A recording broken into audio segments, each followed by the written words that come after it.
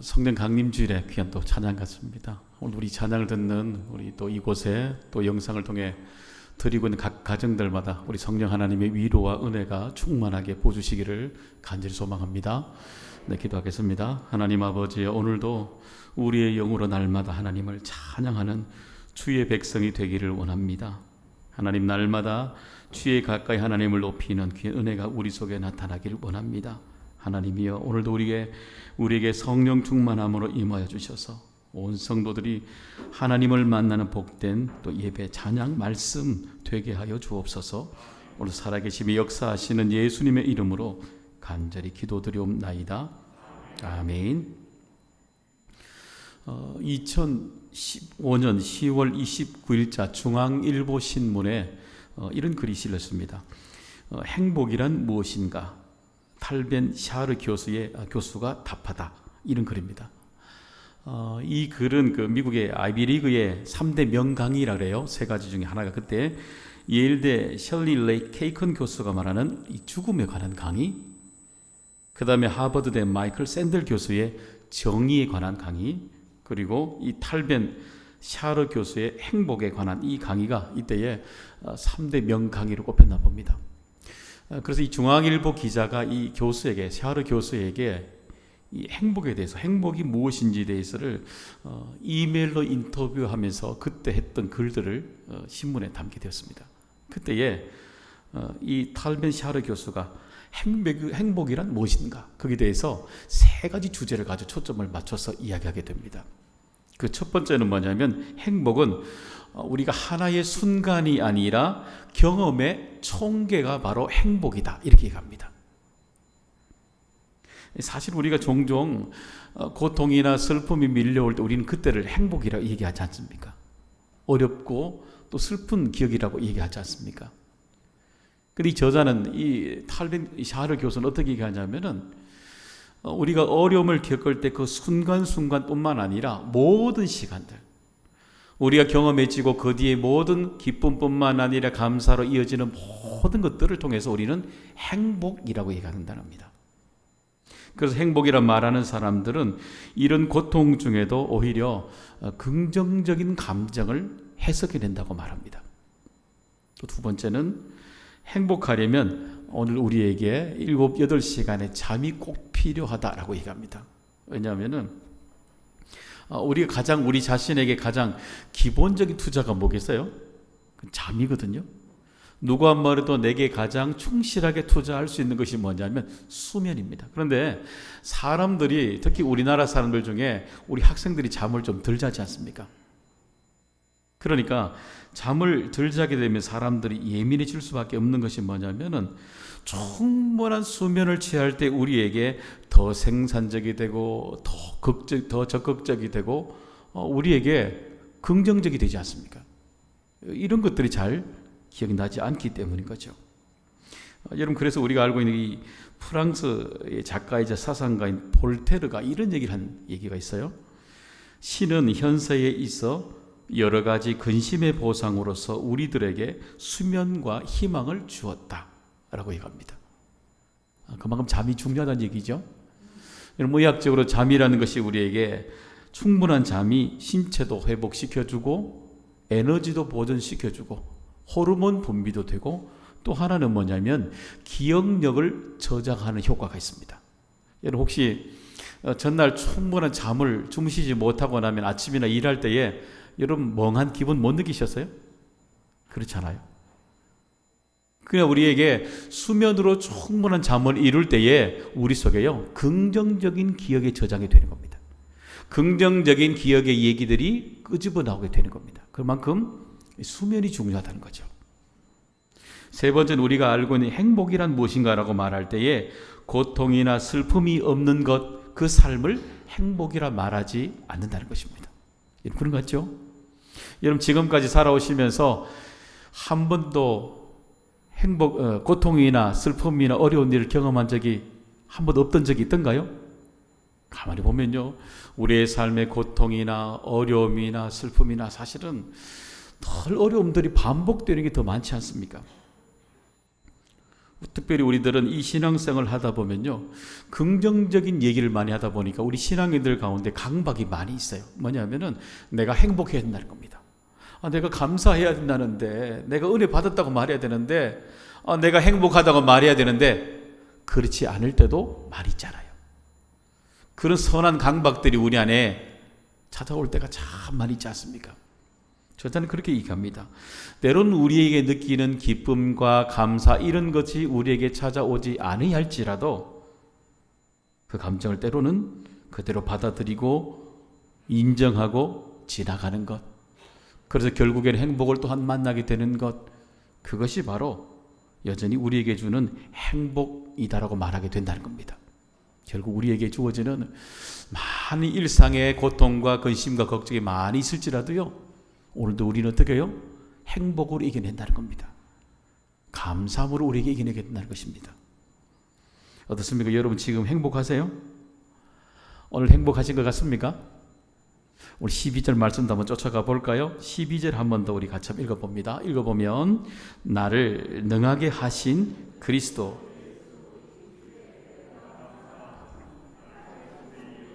내게 직분을 맡기심이니. 아마 여러분 직분 그러면 제일 먼저 여러분 뭐가 떠오르시는가요? 아마 집사, 안수집사, 권사, 장로, 목사, 아마 이런 칭호들이 제일 먼저 떠오를 겁니다. 여러분 이 직분을 생각할 때마다 여러분의 감정적으로는 어떻게 느끼시나요? 너무 감사합니까? 너무 직분 맡고 있는 거 감사합니까? 매일마다 너무 기쁩니까? 물론 그것도 있으시겠죠. 근데 다른 한편은 이런 마음이 있죠. 어때요? 너무 부담되는 거룩한 부담이 있지 않습니까? 아니, 내가 그렇게 살아가야 되는데, 그렇게 해야 된다는데, 일종의 우리가 말하고 있는 부채 같은 갚아야 되는 느낌들이 여러분 많이 있지 않습니까? 오늘 우리는 이 직분이라는 단어 속에서 이 거룩한 부담을 말하고 있는 그 직분이 아니라, 오늘 이 직분이라는 단어는 우리에게 집사님, 권사님, 안수 이런 얘기를 하는 게 아니에요. 이 직분인 단어는 그 뜻이 아니에요. 이 직분은 뭐냐면은 섬긴다는 뜻입니다. 봉사한다는 뜻이에요. 다시 말하면 우리가 직분이라는 건 뭐냐면요, 봉사하는 거예요. 직분이라는 거예요. 이 일이 우리 속에 총력이 드러나야 된다는 것입니다. 우리가 이 직분을 감당하면서 우리가 다시 이 직분의 정의를 보면 우리는 어려운 문제들이 쉽게 우리 넘어갈 수가 있습니다. 왜냐하면 직분이라는 것은 섬긴다, 봉사하는 단어잖아요, 뜻이. 그러면은 직분자라는 건 뭡니까? 봉사하는 사람이에요. 내가 섬기는 사람을 직분자라 말하는 거예요. 그러니까 우리가 각기 교회 안에 다 다른 직분을 감당할지라도 항상 모든 사람들이 하는 이 똑같은 일은 뭐예요? 섬기는 거예요. 우리가 직분이 다르고 하는 일이 다 다를지라도 우리 속에 꼭 드러나야 될 그 내용의 핵심은 뭐예요? 섬기는 거예요. 그게 드러나야 되는 거예요. 여러분 군대 가면 우리 남자들이 받게 되는 무기가 있습니다. 일명 우리는 주특기라고 얘기합니다. 아마 여기 군에 갔다 오신 우리 남자분들은 아마 1빵빵 번호를 받으면 소총수거든요. 소총수가 되고, 저처럼 106-9를 받게 되면 무반동총입니다. 이렇게 어깨에 메고 이렇게 90mm 탄을 쏘거든요. 전차를 잡는 무기입니다. 이 어깨에 메고 이렇게 직사화기를 쏘거든요. 그런 화기를 받게 되고, 뭐 다양한 그 종류의 주특기 종류를 다 받게 되죠. 이 다양한 주특기를 받으면서 각각 군대가 되고 조직을 이루어가는 그런 체계를 받게 됩니다. 여러분 우리 교회 직분들도 다 똑같죠? 교회마다 우리는 안에 있는 각각 다른 주특기들이 다 있잖아요. 어떤 분은 교사로, 또 재정부에, 그죠? 또 차량으로, 주방으로, 또 어떤 분은 사무실로, 주차로, 다양한 일들을, 사역들을 우리는 봉사직에, 또 직분으로는 안수집사, 권사, 장로, 또 목사처럼 이런 직분들도 우리가 다, 역할들도 다 받게 되지 않습니까? 그런데 이 모든 종류는 다 다를지라도 우리는 모든 것 어때요? 다 주특기가 하나듯이 다 똑같은 질문이 되는 것입니다. 그것은 뭐냐면 오늘 우리가 얼마나 봉사자로 살아가는가, 이 질문입니다. 내가 얼마나 주의 일에, 섬기는 일에 초점을 맞추고 있는가, 여기입니다.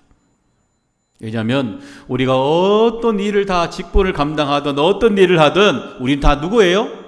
다 우리는 봉사자로 섬기는 일로 임하는 우리 모두가 다 직분자가 되는 것입니다. 직분자의 공통적인 것은 뭐냐면 내 안에 섬김과 봉사가 핵심을 이루어져야 된다는 것입니다. 그런데요, 우리가 섬김 그리고 봉사, 이게요, 저대요, 이것이 내 생각에 주된 것으로 드러나지 않을 때는 어떤 우리에게 유혹이 있나요? 그건 뭐냐면은 이것을 놓쳐버릴 때입니다. 봉사와 내가 섬기는 일을 놓쳐버리게 되면은 이게요, 내가 가지고 있는 직분, 받은 직분들이 권력이 돼요. 명예가 돼요. 이 똑같습니다. 저도 이 목사 직책이, 담임 목사 직책이, 목사님 얘가 여러분에게 권력이 되면요, 권력으로 비춰지면 저는 잘못한 거예요. 우리 장로님들, 안수들, 권사님들, 상대방이 느낄 때에 권력으로 느껴지면, 명예로 느껴지면 잘못되고 있는 거예요. 그 직책, 그런 직책 아니에요. 얼마나 우리를 집사님, 안수 집사님, 권사님, 장로님, 목사님으로 돼 보여지는 것은 뭐냐면 얼마나 우리를 섬겨주는가에 따라서 그 모습이 드러나는 거예요.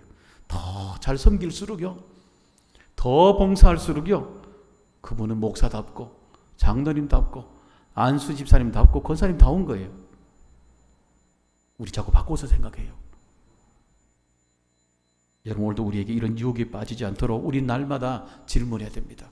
우리는 얼마나 내가 맡고 있는 사역에 있어서, 직분에 있어서 얼마나 내가 봉사하고 있는가, 얼마나 내가 잘 섬기고 있는가, 이것이 주된 오늘도 우리에게 질문이 되어야 되는 것입니다.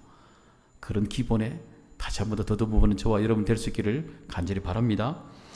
또 직분자의 태도를 보면요, 우린 잘 알 수가 있어요. 보면은 우리는 교회 직분의 모형을 찾을 때에 초대교회의 사람들의 이야기를 기억하고 있죠.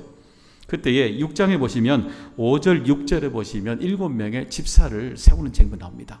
한번 그 말씀 6장 우리 5절 6절 말씀 읽어보겠습니다. 시작. 온 무리가 이 말을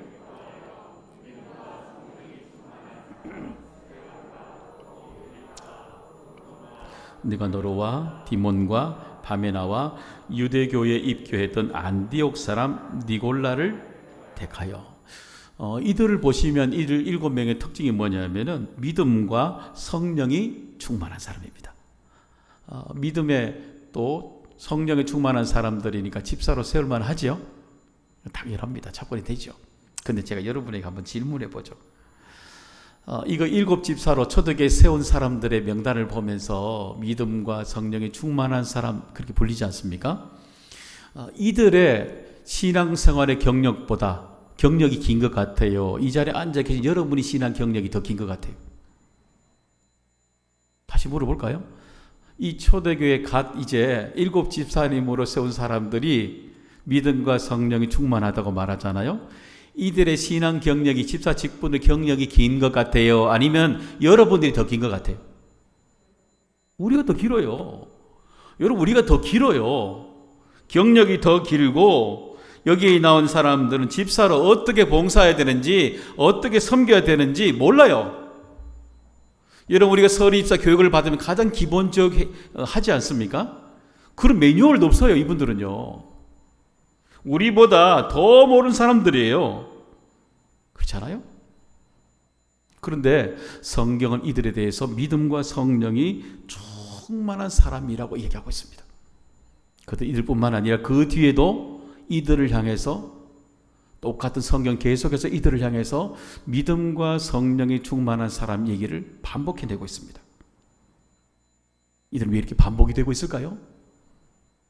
어떻습니까? 여러분, 처음 직분을 받고 나는데 지금도 여러분 그때 받았던 떨림과 성령 충만 어떻게 잘 유지되고 있는 것 같습니까? 어떤 것 같습니까? 우리는요, 이들이 끊임없이 믿음과 성령이 충만합니다 말하는 이유는 뭐냐면은 그때 초심이죠. 초보자의 마음을 여전히 유지하고 있기 때문인 것입니다. 여러분 성경에 보면 다 초자예요. 여러분 알고 있는 가장 위대한 지도자로 말하고 있는 모세가 경험이 많은 사람입니까? 아니에요. 200만을 인도하는 것은 그의 인생의 처음이었어요. 다윗이 여러 번 왕이 되었습니까? 아니에요. 처음으로 왕 된 사람이에요. 수많은 부름을 받은 선지자들의 위대한 선지자들이 여러 번 했습니까? 아니에요. 다 처음인 사람들이에요. 다 초보자들이에요. 그런데 왜 우리들에게 선한 영역 끼치고 있습니까? 잘 유지하고 있기 때문에 그런 겁니다. 사랑하는 여러분, 오늘도 우리에게요, 내가 하나님 앞에 부름을 받고 권사로, 안수집사로, 집사로, 목사, 장로로 부름을 받은 직분, 그게 유지하는 비결이 아니에요.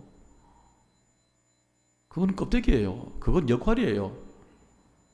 내가 얼마나 잘 유지하고 있는 얘기는 그게 아니라 그 속에 있는 알맹이죠. 얼마나 잘 섬기고 있나, 얼마나 내가 정말 순전한 마음으로 봉사하고 있나, 그것이 우리에게 중요한 질문이 된다는 것입니다. 그게 되지 않으면요, 다 껍데기가 되는 거예요. 우리 마음에 얼마나 이런 마음을, 직분을 잘 유지해가고 있는가. 어쩌면 우리 마음에 이런 유지할 수 있도록 선한 싸움을 싸워가는 것, 이것이 오늘도 우리에게 중요한 질문이 되는 것입니다. 그런 영적인 싸움으로 더욱더 힘을 내는 저와 여러분 되실 수 있기를 바랍니다. 그러면요, 어떻게 하면 이런 다시 초심의 마음으로 돌아갈 수 있을까요? 어떻게 하면 우리가 근본 진분의 본질이라 말하고 있는 봉사와 섬기는 사람으로 우리가 드러내며 또 지키며 살아갈 수 있겠습니까? 그건 바로 하나님이 나에게 주신 감사를 다시 찾는 것입니다. 오늘 말씀해 보면 두 가지 오늘도 우리에게 감사를 찾게 합니다. 12절 다시 보시면 나를 능하게 하신 그리스도 예수 우리 주께 내가 감사함은, 그러잖아요. 첫 번째 감사는 하나님이 나를 능하게 하셨기 때문에 감사하다는 것입니다. 여러분, 이 능하다는 단어는 뭐냐면은 내게 힘을 주신다 이 말입니다. 하나님이 내게 오늘도 능력을 주시기 때문에 감사하다는 겁니다. 하나님이 오늘도 내게 할 수 있도록 힘을 주시니 감사하다는 겁니다. 여러분, 이 하나님께서 오늘도 우리에게 은혜 주셔야만이 감당할 수 있다는 건 모르는 분 있습니까? 다 알죠. 그런데 우리가 모르는 것이 아니라 잊고 살아가는 것이 있습니다. 그것은 뭐냐면은 내 마음이 변했다는 거예요. 내 마음에 정말 봉사할 때, 여러분 직분을 받고 교회 사역을 처음 섬길 때 여러분의 마음이 어땠어요? 감사도 아니죠. 어떤 감사예요? 너무 감사한 거죠. 기억나십니까? 첫 부름을 받았을 때에 하나님의 사역을, 교사든 어떤 직책이든 어떤 일을 처음 할 때 그냥 감사가 아니죠. 어땠어요? 너무 감사하잖아요. 그죠? 기뻤습니까? 아니요, 더 기뻤어요. 너무 기쁜 거예요. 감동이 있습니까? 아니에요. 너무너무 감동적인 거예요. 설렙니까? 너무너무 설렜던 거예요. 다시 말하면 우리가 하나님께서 나를 능하게 하신 것, 하나님이 나를 도와주시면 할 수 있다는 건 모르는 게 아니에요. 내 마음에 뭐가 식어버린 거예요? 강도가 식어버린 거예요. 그 열정이 내 안에 식어져 버린 거예요. 이런 물도 우리에게 꼭 필요하잖아요. 물 보면 우리 집에서 물도, 냉수도, 또 뜨거운 물도 다 먹을 수 있잖아요. 그런데 여러분, 우리에게 가장 필요한, 기묘하게 쓰이는 물은 어떤 물이든가요? 여름에도요, 뜨거운 물 마셔야 되지 않습니까? 그죠? 다시 말하면 물 중에 뜨거운 물이 가장 우리를 이롭게 해요. 그 뜨거운 물에 들어가면 어떤 것도 어떻게 됩니까? 다 뜨거운 색에 들어가면 다 소독이 되잖아요. 그죠? 뜨거우면 소독이 되는 거예요, 이게요. 그죠? 그 뜨거운 물 속에 넣으면 음식이 어떻습니까? 그 모든 음식들이 다 익어지고요, 다 녹아지면 어떻습니까? 우리 안에 먹을 때에 다 이로운 음식으로 넘어가지 않습니까? 이 뜨거우면요, 다양한 음식 다 먹어내요. 어떤 음식도요, 사역도 다 건강으로 바꿀 수 있는 거예요. 녹아내리는 겁니다. 여러분, 같은 쇠라도 달궈지지 않으면요, 하나밖에 안 돼요. 여러분 집에서 낫이라고 있으면 낫이 쇠 있지 않습니까? 그러면 이건요, 낫은 평생토록 낫이에요. 그런데 이것을 뜨겁게 달구고 녹이면 어떻게 돼요? 전혀 다른 걸로 만들 수가 있어요.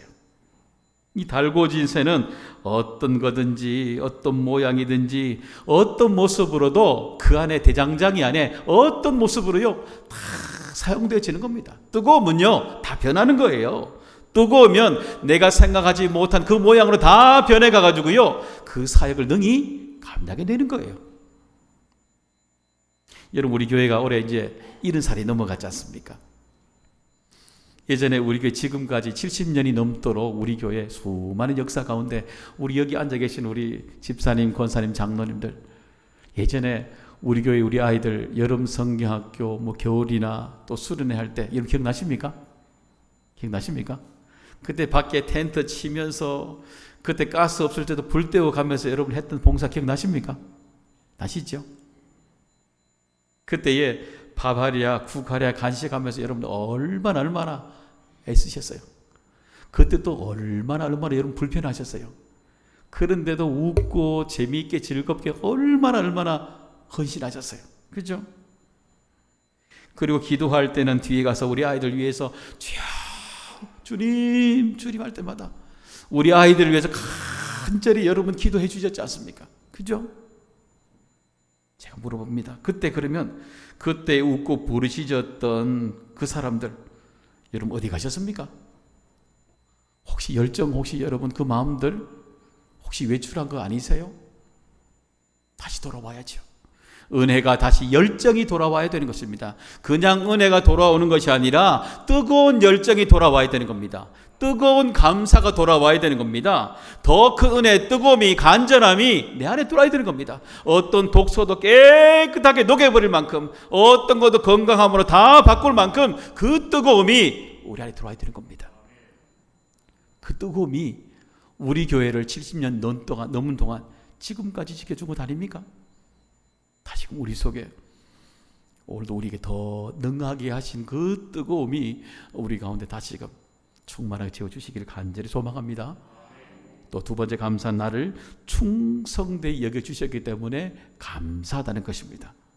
여러분 우리 12절 다시 한번 보시면 나를 충성되이 여겨 내게 직분을 맡기심이니 그러잖아요. 여러분 이 충성되이 다른 말 뜻은 뭐냐면 나를 신뢰하다 이 뜻입니다. 하나님이 나를 신뢰해 주시기 때문에 감사합니다를 드리는 겁니다. 여러분 이 마태복음 26장에 보시게 되면 예수님이 대제사장 가야바 집에 잡혀가는 대목이 나오게 되죠. 그때에 그 예수님의 뒤를 예수님의 제자 베드로가 그 뒤를 따라가게 됩니다. 그리고 그 뒤를 따라갔을 때 그때 그 집안에서 이 가야바 집의 하인이 한 명이 이 베드로를 알아보게 되죠. 그리고 예수님의 제자인 걸 묻게 되고 갈릴리 사람을 묻게 되지 않습니까? 그때의 베드로는 언뜻결에 3번이나 부인하게 되는 내용을 담아내고 있죠.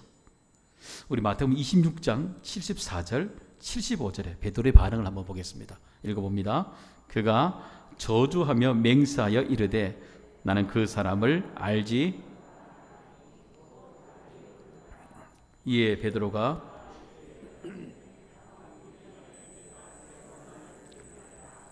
생각나서 밖에 나가서 심히 가슴이 찢어지도록 통곡했다는 겁니다. 왜요? 내가 예수님을 저주했거든요. 예수님을 저주해 내 입술로 예수님을 저주했거든요. 부인했거든요. 한 번이 아니라 3번이나 부인했거든요. 그러니까 그것이 떠오르니까 가슴이 찢어지도록 통곡했다라고 되어 있습니다. 아마 그는 자기 입술로 범한 것에 대해서 느끼면서 그는 아마 예수님과 자신의 관계가 끝이 났다고 생각했겠죠. 예수님과 자신과 사이에 이제 금이 가서 회복 불능이라고 생각했겠죠. 예수님이 자신의 인생에 더 이상 찾아오는 일이 없다라고 그는 생각했을 것입니다. 그런데 성경은 요한복음 21장의 주님은 갈릴리 바다에 예수님이 베드로를 만나러 찾아오시게 되지 않습니까? 왜 오셨을까요? 왜 오셨을까요? 그것은 우리 주님이 주시는 신뢰는 금이 가지 않는다는 것을 의미하기 때문인 것입니다.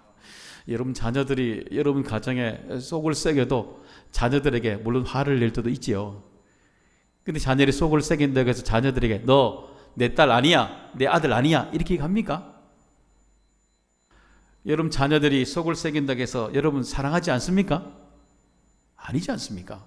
어떤 일을 보여도 설령 우리의 자녀들이 우리 부모를 어떻게 생각할지라도 우리 어떻게 생각해요? 다 변하지 않는 우리 자녀가 되지 않습니까? 우리 하나님도 똑같아요. 우리가 끊임없이 믿음이 변덕스럽게 변하고 우리가 믿음이 변덕스럽게 하나님을 저주할 때도 있고 우리의 믿음이 따로 날마다 원망하고 살아갈지라도 하나님 우리에게 주시는 신뢰는 전혀 변함이 없다는 것입니다. 신뢰는 끝이 없다는 것입니다. 여러분 개인주의자 선언이라는 그 책이 있습니다. 거기 보게 되면 개인주의자의 소소한 행복이라는 그 챕터가 있습니다. 거기 보게 되면 이 저자가 판사기 때문에 판사로서 여러 가지 성공 얘기 이런 얘기를 많이 담아내게 돼요. 그러면서 책의 중간 부분에 보게 되면 자기가 가지고 있는 소소한 행복이 무엇인가 라고 말할 때 이렇게 얘기합니다. 글을 쓰는 것, 책 읽는 것, 여행 가는 것, 인간관계 이런 것들을 소소한 행복이다 라고 얘기합니다.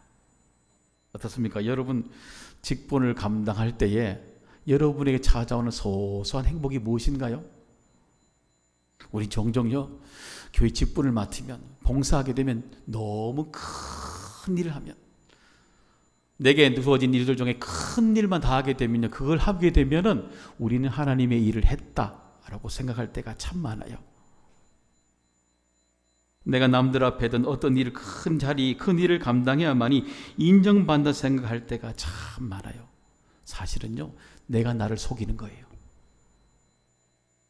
오늘도 우리에게 가장 신앙생활에 큰 것뿐만 아니라 내게 가장 소소한 행복이 무엇인가, 가장 소소한 감사가 무엇인가, 그것이 내 눈에 찾아져야 되는 것입니다. 이 자리에 앉아있는 거 소소한 행복이죠. 예배드리고 있는 거 소소한 행복이죠. 내가 살아있음이 소소한 행복이죠.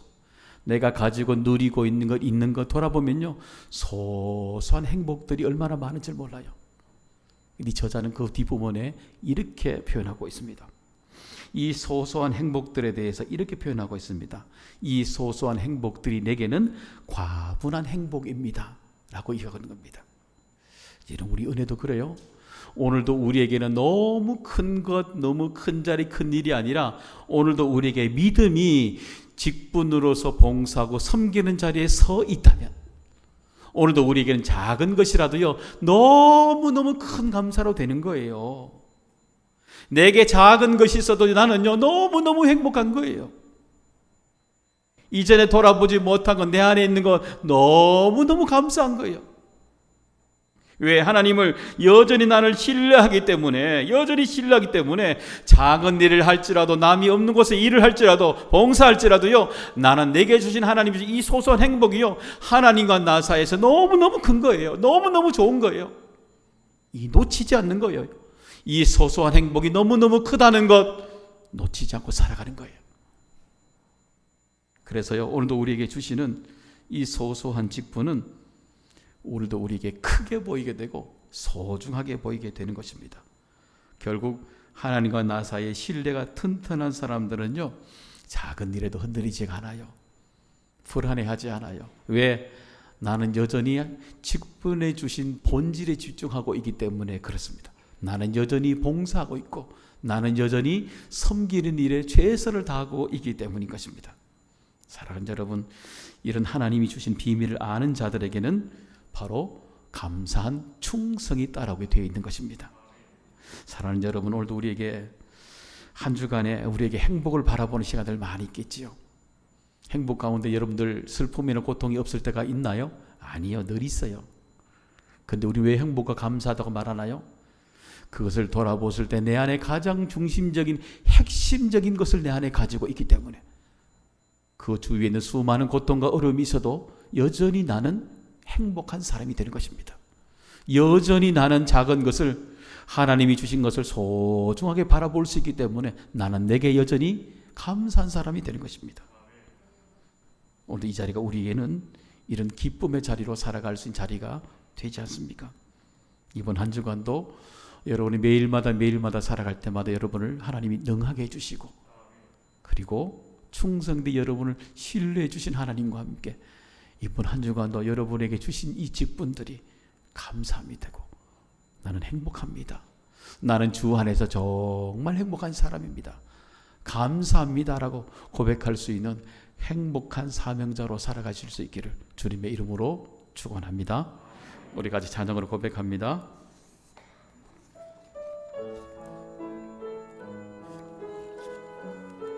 우리 이 시간 요 가사를 한번 되새기면서 함께 고백하면서 찬양해 봅니다.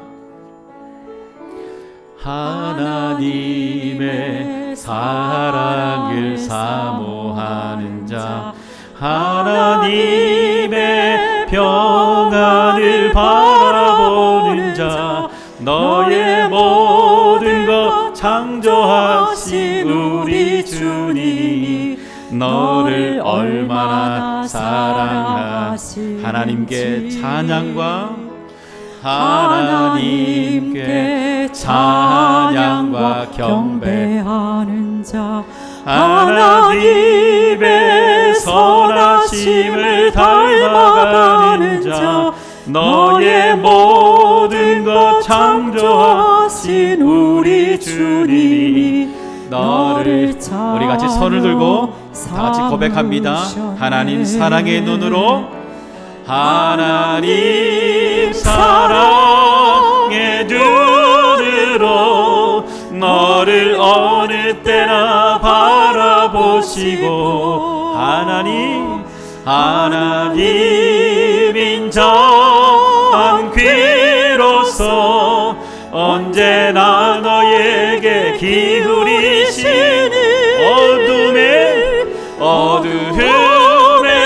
밝은 빛을 비춰주시고, 너의 작은 시름에도 응답하시니 너는 어느 곳에 있든지 주를 향하고 주만 바라. 하나님 사랑의 눈으로, 하나님 사랑의 눈으로 너를 어느 때나 바라보시고. 그렇죠. 하나님 인자한 귀로서 언제나 너에게 기울이 어둠의 밝은 빛을 비춰주시고, 너의 작은 시름에도 응답하시니 너는 어느 곳에 있든지 주를 향하고 주만 봐. 다시 한 번 더요. 하나님 사랑의 눈으로, 하나님 사랑의 눈으로 너를 어느 때나 바라보시고, 하나님 인자한 귀로서 언제나 너에게 기울이시니. 그렇습니다. 어두움에 밝은 빛을 비춰주시고, 너의 작은 시름에도 응답하시리. 너는 어느 곳에 있든지 주를 향하고 주만 바라볼지라. 주만 바라볼지라.